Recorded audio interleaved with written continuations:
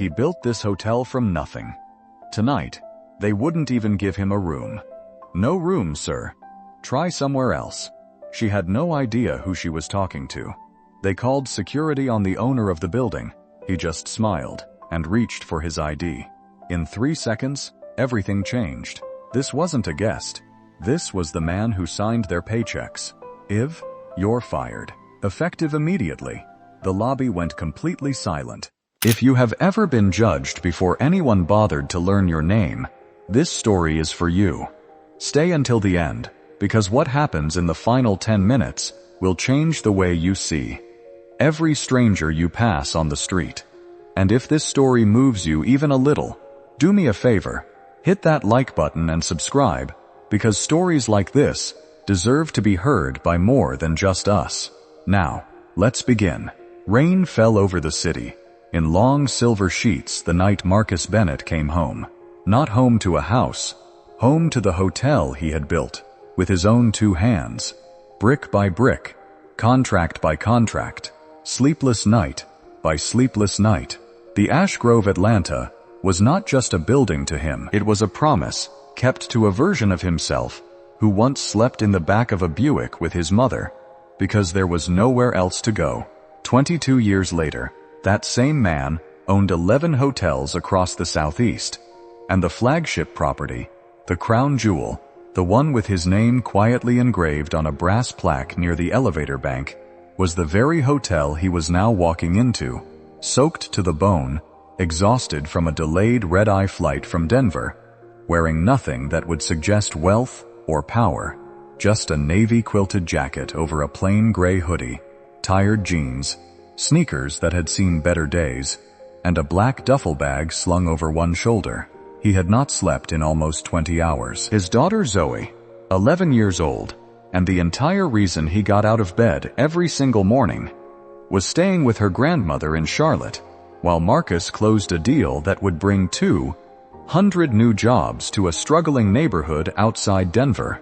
He was proud of that deal. He was thinking about calling Zoe the moment he got to his room, just to hear her voice before she fell asleep, to tell her good night, the way he had every night, since her mother passed 3 years ago, from an illness that took her far too soon. Being a single father had rewritten every plan Marcus ever had for his life, but it had also given his life a purpose, sharper than any business deal ever could. He walked through the revolving doors of his own hotel, and felt, as he always did, a small flicker of pride. The marble floors gleamed under warm gold chandelier light. The scent of eucalyptus and cedar drifted from the lobby diffusers he had personally chosen 3 years ago. Soft jazz played low in the background. This place was his heartbeat made into architecture. He approached the front desk, set his duffel bag down, and waited for the young woman behind the counter to look up from her screen. Her name tag read, Diane. She glanced up, took in his damp hoodie, his tired eyes, the wear on his sneakers, and something in her expression shifted, hardened, closed like a door. "Can I help you?" she said, though it did not sound like a question, so much as a formality. She did not have to perform. "Yes, hi," Marcus said, offering the same easy smile he gave every stranger, the smile that had disarmed investors and calmed nervous employees for 2 decades. "I need a room for the night. Just one night." Diane's eyes flicked toward the computer screen, then back to him, then toward the lobby behind him, as if checking whether he had come in with anyone else. "We're fully booked," she said flatly, not even opening the reservation system. Marcus tilted his head slightly. He knew, with absolute certainty, because he had personally reviewed the occupancy reports that very morning from his phone, that the hotel was running at 61% capacity. There were rooms, dozens of them. "I don't think that's right," he said gently, still patient, still giving her the benefit of the doubt that came so naturally to him. "Could you check again?" "Sir, I said we're full," Diane repeated, her voice sharper now, laced with an impatience that made the words land like a slap. She slid a small printed card across the counter, one that read in bold letters, "No vacancy. Try nearby hotels." She had not typed a single keystroke into her system. She had decided the answer before he ever opened his mouth. Marcus felt something settle heavy in his chest, a feeling he recognized from childhood, from being followed around stores by security guards who assumed the worst, from job interviews that ended the moment his resume photo was seen, from 100 small humiliations he had spent his entire adult life trying to build a world without. He kept his voice calm. "I understand it's late," he said, "but I'd really appreciate it if you'd look at the system.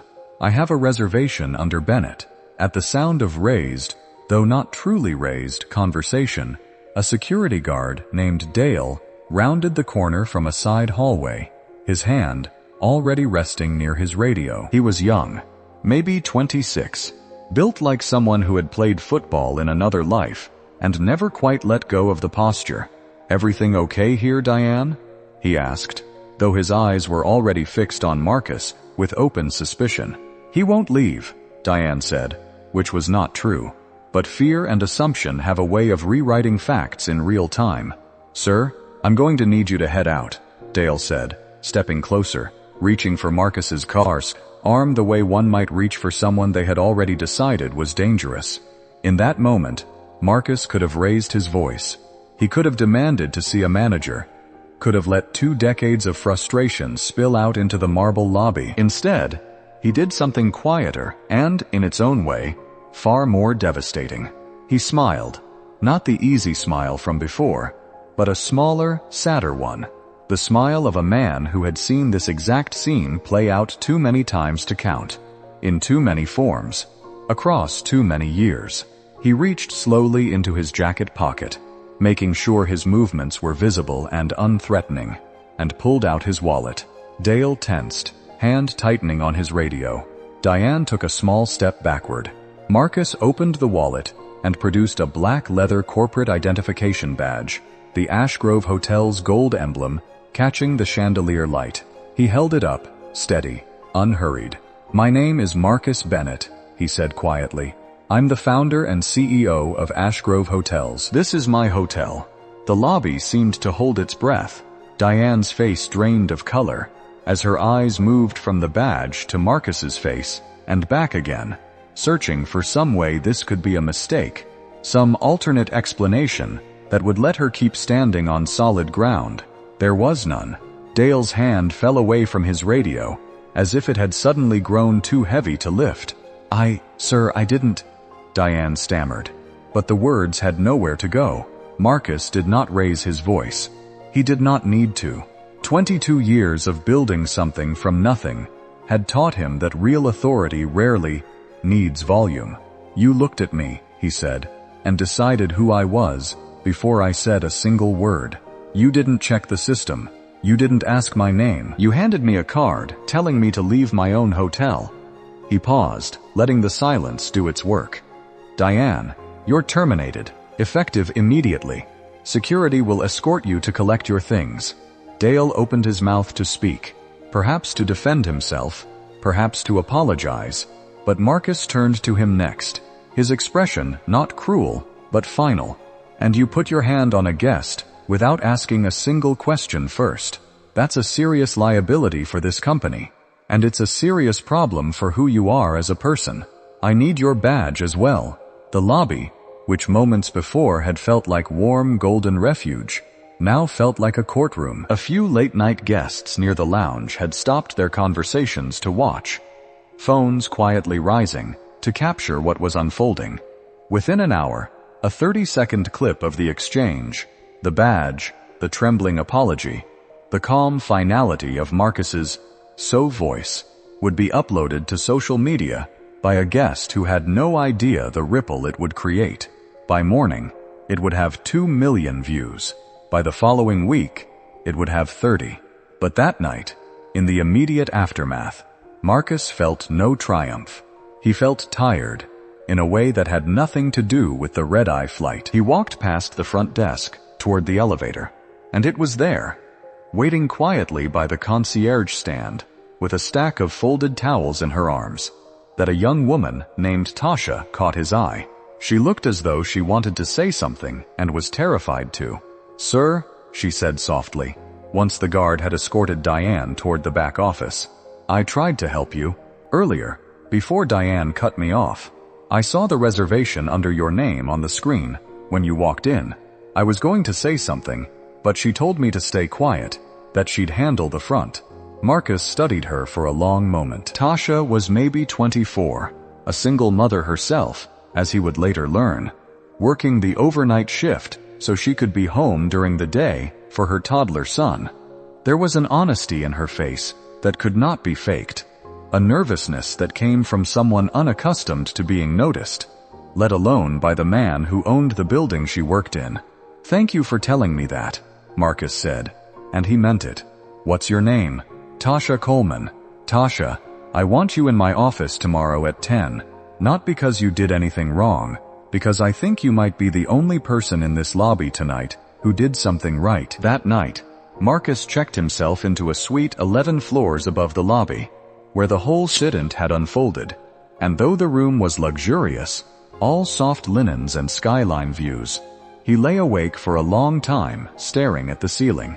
He thought about his own father, a man named Elias Bennett, who in 1974 had been turned away from a diner in rural Georgia, with 3 young children in the back of his car, all of them hungry, all of them confused as to why the waitress would not even bring them water. Marcus had been the youngest of those children, barely 4 years old, too small to understand what was happening, old enough to remember the silence in the car afterward, the way his father's hands had gripped the steering wheel a little tighter than necessary the rest of the drive home. Elias never spoke about that day with anger. He spoke about it. On the rare occasions he spoke about it at all, with a kind of tired resolve, the resolve of a man who had decided that his children would inherit a different world, even if he had to build it plank by plank himself. Marcus thought about how strange and painful it was that 50 years later, dressed differently, but carrying the same skin, the same face, he had walked into a building that bore his own name and been told there was no room for him. Progress, he thought, was not a straight line. It was a long, uneven climb, and sometimes you could build an entire empire and still, on a rainy Tuesday night, be told to leave. By morning, the video had exploded across every platform. News vans idled outside the Ash Grove, Atlanta, by 9 a.m. Marcus's phone would not stop buzzing. Reporters, board members, a nervous head of public relations asking whether they should issue a statement before the story got out of hand, as though it had not already traveled faster than any statement could catch.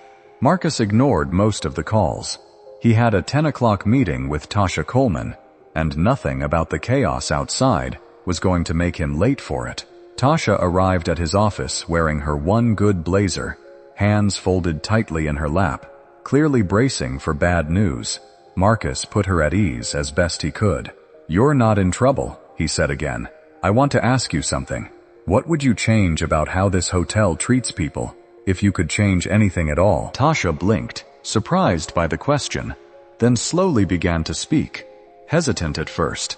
Then with growing confidence, as Marcus listened without interrupting, she talked about the unspoken hierarchy among staff, about how new employees were trained more on reading guests than on actually checking the system, about the quiet biases that got passed down from shift to shift, like folklore, never written anywhere, never challenged, simply absorbed. She talked about her own experience being underestimated when she started, about the extra effort she put in every single day to be seen as competent, rather than as someone who did not belong behind that desk. By the end of the conversation, Marcus had a legal pad full of notes, and Tasha had a new title, Director of Guest Equity Standards, a role that did not exist an hour before, but would, within 6 months, exist at every one of Ash Grove's 11 properties.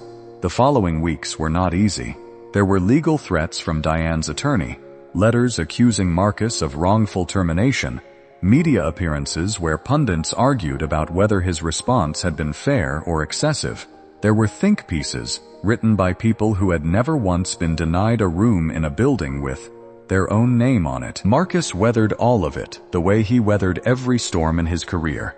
With patience, with documentation, and with an unwavering focus on what actually mattered.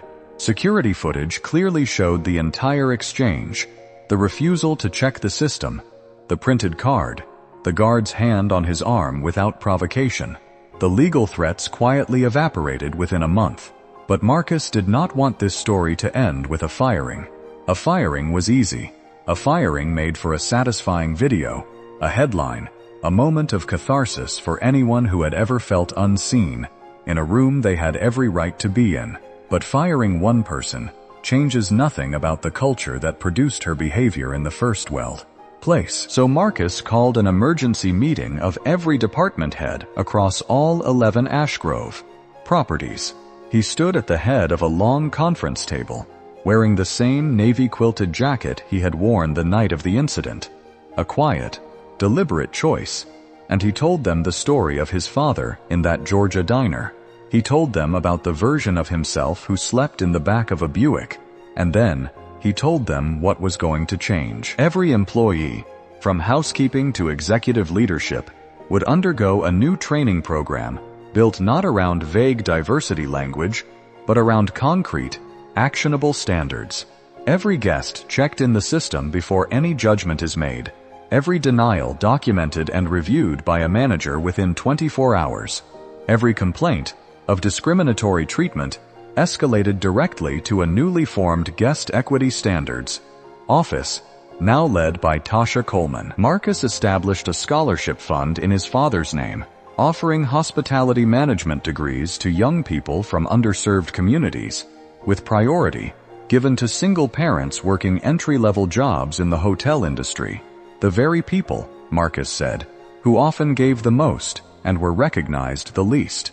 6 months later, on a warm evening in early spring, the Ashgrove Atlanta hosted the first annual Elias Bennett Scholarship Gala in its renovated ballroom, chandeliers glowing gold, just as they had that rainy night, though the atmosphere in the room now could not have felt more different. Marcus stood at the podium, Zoe seated in the front row beside her grandmother, wearing a small, proud smile that mirrored her father's. Tasha Coleman sat 2 seats down, now overseeing equity standards not just at the Ashgrove Atlanta, but across the entire company.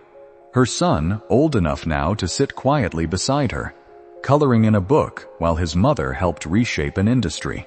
Marcus looked out at the room, hotel staff from housekeeping to leadership, scholarship recipients in new suits they had bought for the occasion, journalists who had once written skeptical headlines now nodding along, and his own daughter watching him with the kind of unguarded pride that no business deal, no award, no dollar amount could ever replicate. 50 years ago, Marcus said, his voice steady, though his eyes were not entirely dry, my father was told there was no room for his family at a diner table. 6 months ago, I was told there was no room for me in a hotel I built with my own hands. Between those 2 moments is an entire lifetime of work, and yet the lesson is the same. Dignity should never depend on what someone assumes about you before you've said a single word. Tonight, we are not just handing out scholarships, we are making a promise, the same promise my father made to me in the silence of a car 50 years ago, that the people who come after us will find more room in this world than we did, not because it was given freely, but because someone, somewhere, decided to build it that way. The room rose in applause that lasted long enough to make Zoe laugh at how long her father had to keep standing there smiling. Later that night, after the guests had gone and the ballroom had emptied, Marcus walked Zoe up to the same lobby where everything had unfolded 6 months before. The marble floors gleamed the same warm gold. The eucalyptus and cedar still drifted from the diffusers. But something in the room felt different now, lighter, more honest. Dad, Zoe said, tugging his sleeve, are you sad about what happened here? Marcus thought about it for a long moment, looking around the lobby that had once humiliated him, and now, in its own strange way, had transformed him. No, baby, he said finally. I'm grateful, because sometimes the worst moment of your life is the one that finally shows you exactly what needs to change and gives you the chance to change it. They walked together toward the elevator, father and daughter, past the front desk, where a new employee, trained under Tasha's new standards, greeted every single guest by name, by reservation, by respect, regardless of what they were wearing or how tired they looked walking through the door. The rain outside had stopped. Somewhere above the city, the clouds were finally beginning to clear. If this story moved you even a little, remember, the world changes not through anger, but through people who take their worst moments and turn them into someone else's better future. Like this video, subscribe for more stories like this one, and I'll see you in the next story.